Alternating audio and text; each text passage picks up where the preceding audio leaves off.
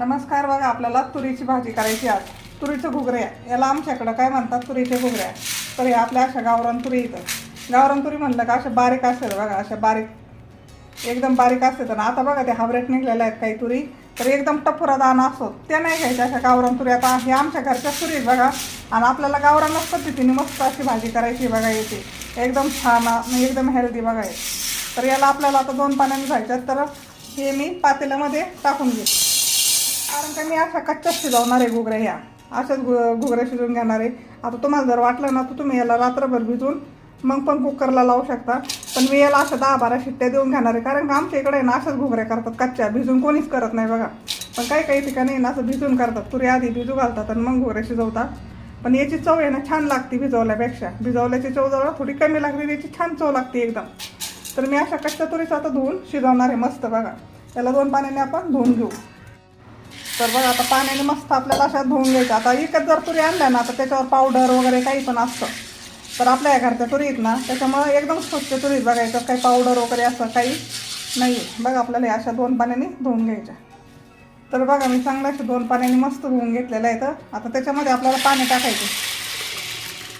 आता हे पाणी हे तुरींला आहे ना कमी पडणार नाही कुकरमध्ये. आणि जर समज 10-12 शिट्ट्यामध्ये शिजले नाही ना तर नंतर काय झालं, परत 1 शिट्टी देत असते मी याला, कारण काय कच्च्या आहेत ना, भिजवलेला नाही, त्याच्यामुळे याला शिजायला थोडासा जास्त वेळ लागतो.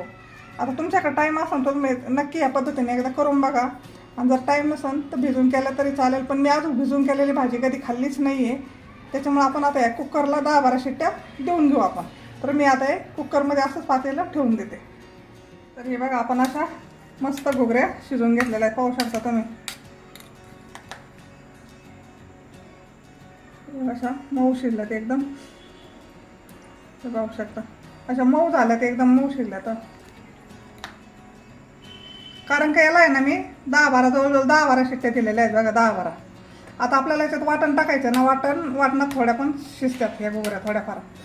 तर मस्त असं लय गाळ नाही करायचं मात्र या घुगऱ्यांचं. लय जर गाळ केला ना तर चांगले नाही लागत. याच्या थोड्याशा पूर्णपणे थोड्याशा शिजायच्या, असं एकदम गाळ नाही करायचा. तर आपण आता वाटण बघू, वाटण भाजून घेऊ. तर हिरव्या मिरच्या घेतलाय मी, इकडे लसूण घेतलाय. आता आपण वरती तवा ठेवलेला आहे. आपल्याला मिरच्या तव्यावर भाजून घ्यायच्या, म्हणजे भाजी छान लागते बघा. याला थोडंसं तेल टाकू आपण, याच्यात थोडंसं तेल टाकू आपण, थोडंसं टाकायचं आपलं उगाच मिरच्या भाजायचं होतं. हे बघा असं, आणि चांगले डाग पडूपर्यंत मिरच्या भाजायच्या आपल्याला, म्हणजे भाजी एकदम चवदार होते बघा. आता गावाकडच्या पद्धतीने खायचं म्हणलं ना तर असं गावरान पद्धतीनेच बनवायचं बघा. तुम्हाला हिरव्या मिरच्या नसून घालायचं ना तर तुम्ही लाल मिरची पण घालू शकता किंवा लाल तिखट पण घालू शकता, आवडीनुसार तुमच्या करू शकता. पण हिरव्या मिरची जर घालायच्या असेल तर तुम्हाला अशा मिरच्या भाजूनच घ्यावं लागतील. असं भाजून घ्यायच्या, मस्त डाग पडले त्यांना, पाहू शकता तुम्ही. छान डाग पडले तर आपण काढून घेऊ आपण. लगेच आपण थोडेसे शेंगदाणे टाकू. हे बघा, ह्या घुगऱ्यांना आहे ना कोणत्याच प्रकारचा मसाला वगैरे काही टाकायचा नाही. तुम्हाला जर आवडत असेल तर तुम्ही थोडाफार टाकू शकता, पण हिरव्या मिरचीवर मसाला घालायचा नाही, भाजीची चव बिघडते बघा मग. तर आपण असे शेंगदाणे पण असे मस्त भाजून घेऊ थोडेसे. तर बघा आपण मिरच्या पण भाजून घेतल्यात, इकडे लसूण घेतलेला आणि इकडे शेंगदाणे पण मस्त भाजून घेतलेले आहेत. आता हे वाटण आहे ना मी पाट्यावर वाटणार आहे बघा. मिक्सरपेक्षा आहे ना पाट्यावरची चव तर एकदम अप्रतिमच लागते बघा, एकदम मस्त बारीक. तर आपण आता हे पाट्यावर वाटून घेऊ. तर बघा आपण आता पाटा पाडलाय आणि पाट्यावर मस्त वाटून घेणार आहे. याच्यावर थोडंसं आपल्याला चवीनुसार मीठ टाकायचं आहे आणि मस्त कसा वाटून घ्यायचा. आता रगडा चांगला.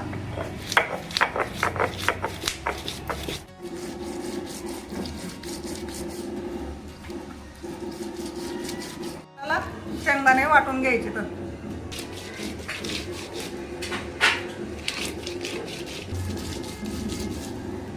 आता आपण कोथिंबीर धुवून घेतलेली, ही कोथिंबीर पण आपल्याला अशी वाटणात वाटून घ्यायची.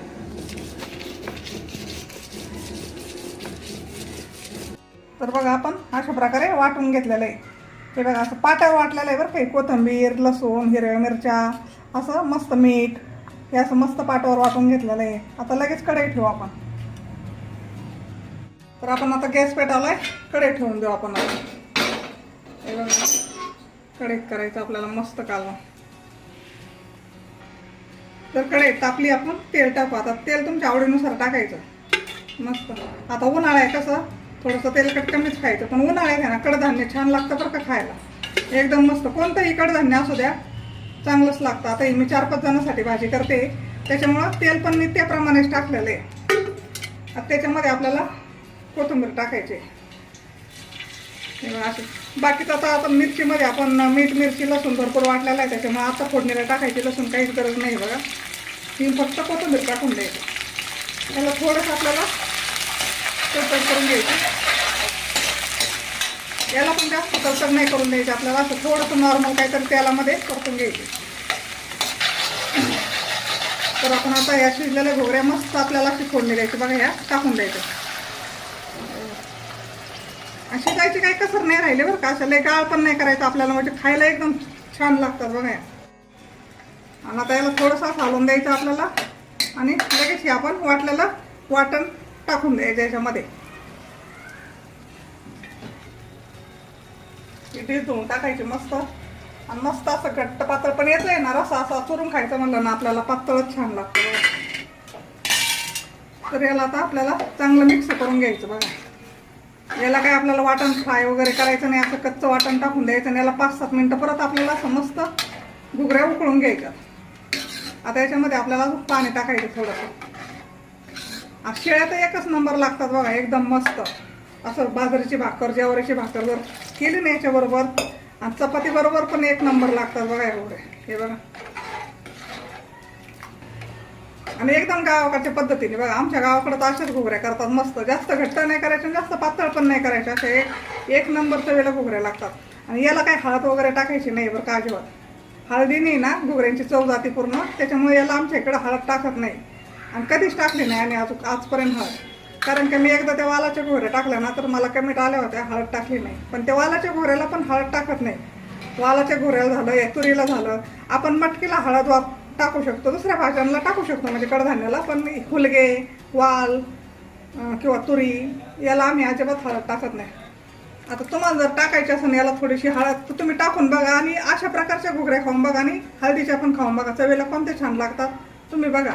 तुमच्या याच्यावर राहिलं, शेवटी तुमच्याकडे टाकत असेल तर तुम्ही टाकू शकता, पण आमच्याकडे हळद वापरत नाही. तर याला आपल्याला चांगलं 5-6 मिनटं असं उकळून द्यायचं, मस्त आरो कुत्र्यानं एवढं उकळून द्यायचं, म्हणजे घुगऱ्या चवीला छान लागतात बघा. आता याला उकळी आलेली, उकळी आल्यावर असं हलवून द्यायचं आपल्याला. हे बघा, असं हलवून द्यायचं मस्त. आता मला तर पातळच रस आवडतं बघा, मस्त चुरून खायला एकदम छान लागतो. घट्टपेक्षा पातळ रसा छान लागतो. तर आपल्याला याला उकळी आल्यापासून पुढं 5-7 मिनटं चांगलं बारीक गॅसवर उकळून द्यायचं. जास्त गॅस मोठा नाही ठेवायचा, बारीकच ठेवायचा. तर याला आपण आता 5-7 मिनटं बारीक गॅसवर चांगलं उकळून देऊ. उकळी आल्यापासून पुढे म्हणजे खूप भाजी छान लागते खायला. हे बघा, रसा मी अशा प्रकारे केला, आणि अशाच प्रकारे रसा करायचा बघा असा. मग तुम्ही भाताबरोबर खा, भाकरी, चपाती कशाबरोबर खा, छान लागतं एकदम. कारण काय आहे ना, शेंगदाणे असतात या भाजीला. शेंगदाण्याचा रसा आहे ना घट्ट चांगला नाही लागत, पातळच छान लागतो. त्याच्यामुळे थोडासा पातळचा रसा करायचा. उकळून देऊ आपण याला आता. तर बघा, आपण याला चांगलं 7-8 मिनिटे बारीक गॅसवर उकळून दिले बघा. हे अशा पद्धतीत उकळत आहे. तर हे बघा, असं मस्त कमी पण झालेलं आहे थोडंसं, आणि असं उकळवलं ना तर मस्त ते घुगऱ्या आणि वाटण असं एक जीव होतो, आणि मस्त असं आरोप उतारलेला होतो बघा. किती छान झालंय कालवण आपलं. आता दणकून हाणायचं मस्त चुरून, एकदम एकच नंबर लागतं बघा. झाली का नाही छान भाजी बघा. हे बघा आपल्या तुरीच्या घुगऱ्या, आणि पाहू शकता तुम्ही शिजल्यात पण एकदम छान बरं का. वाटणात पण शिजल्या जातात अशा त्या नाही का घुगऱ्या एकदम. हे का पूर्णपणे शिजल्यात एकदम मस्त. तर आपल्याला घुगऱ्या कशा वाटल्या ते सांगा, सबस्क्राईब करा. धन्यवाद, आणि एकदा नक्की करून बघा. हे बघा, आता गॅस आपण बंद करूया.